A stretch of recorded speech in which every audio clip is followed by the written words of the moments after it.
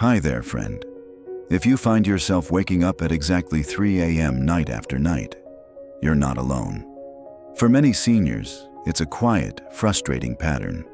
You fall asleep just fine, only to find yourself wide awake while the world is still dark, wondering, why does this keep happening to me?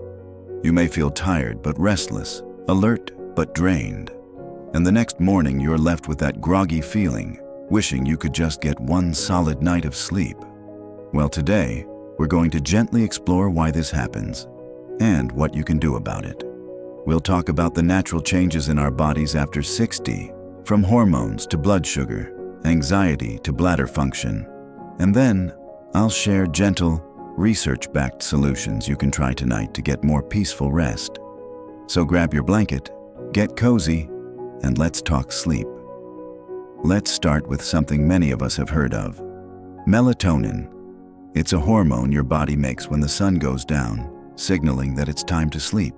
But as we age, our bodies make less melatonin. And what we do make, we make it earlier in the evening. That's why you might start feeling sleepy around 8 p.m., fall asleep quickly, and then wake up at 3 a.m. Your body thinks it already got its full night's sleep. It's called phase advancement, and it's common in people over 60. The body's clock shifts. So when you wake up at 3 a.m., it's not because something's wrong. Your internal clock just needs a little reset. Another big player in this story is cortisol. That's your body's stress hormone. It naturally rises in the early morning hours to help wake you up gently. But in some people, cortisol spikes too early or too high, causing you to wake up suddenly, sometimes with a racing heart or anxious thoughts. This can happen if you're under stress, not sleeping deeply, or eating too close to bedtime. A viewer named Margaret told us she was waking up at 2:45 a.m. every night with her mind racing. Turns out, she was drinking coffee after 4 p.m. and watching intense TV shows before bed. Small changes helped reset her cortisol rhythm.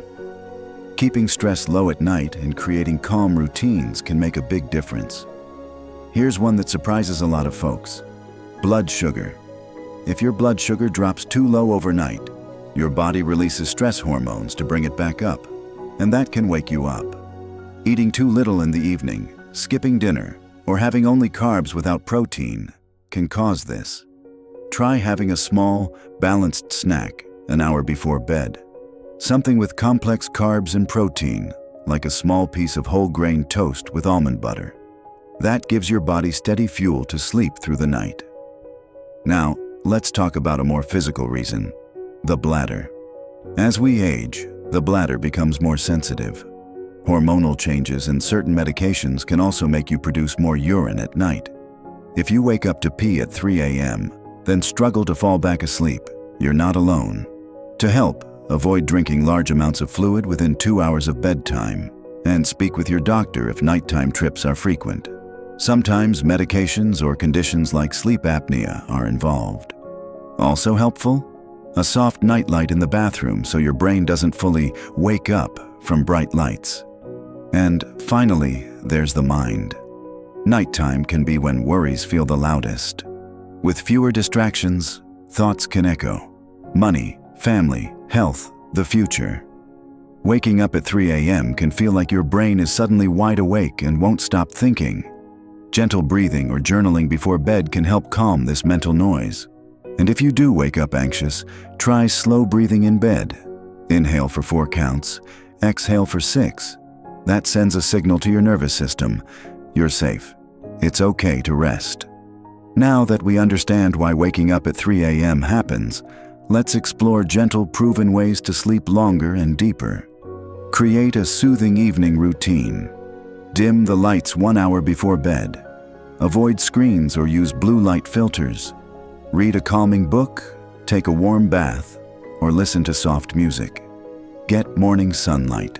Try to get 10 to 15 minutes of outdoor light within an hour of waking.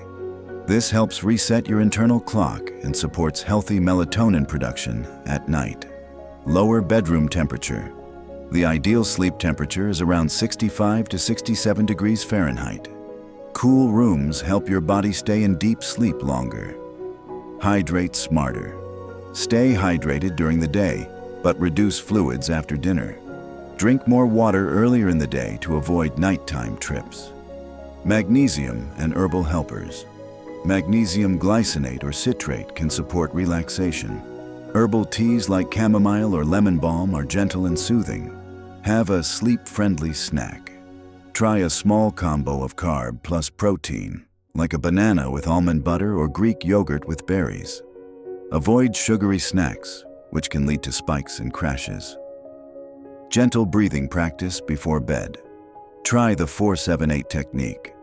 Inhale 4 seconds, hold 7, exhale 8. Or simply focus on longer exhales to calm your nervous system. Journaling or gratitude. Write down worries before bed to park them outside your mind. Or list 3 things you're grateful for. It sets a peaceful tone. Let's gently review what we covered today. Why do seniors wake up at 3 a.m.? Less melatonin. Early cortisol spikes, low blood sugar, bladder sensitivity, nighttime anxiety. What can help?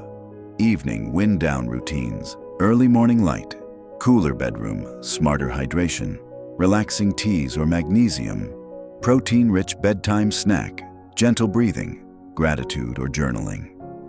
It may feel frustrating now, but your sleep can improve. Small, simple steps, done consistently, can change your nights. Try 1 or 2 tips tonight.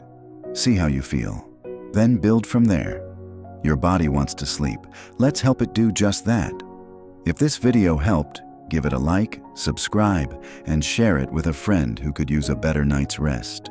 Sweet dreams, and we'll see you next time.